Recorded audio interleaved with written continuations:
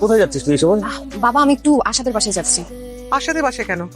এখন তো পড়ানোর সময় না। মা পড়াতে যাচ্ছি না তো, একটু কাজ আছে। দাদা আজকে তুই বাসার বাইরে যেতে পারবি না। কি বলছো বাবা? আমি কেন এখন বাসার বাইরে যেতে পারবো না?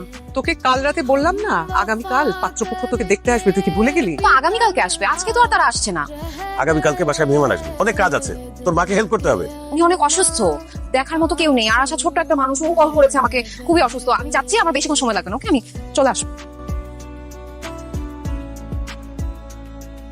মিস, বাবা আমার জন্য এত কষ্ট করে, আমি তো বাবার জন্য কিছুই করতে পারলাম না। কে বলেছে তুমি করতে পারোনি? যে বাবা অসুস্থ হওয়ার পর আমাকে ফোন করেছো, আমি এখানে চলে আসলাম, এরপর দুজন মিলে বাবার সেবা যত্ন করলাম। বাবা দেখবে খুব তাড়াতাড়ি সুস্থ হয়ে যাবে। মিস তুমি খুব ভালো, থ্যাংক ইউ। জানো মিস, বাবা না বিয়ে করতে চায়, কিন্তু তুমি কি আমার মা হবে?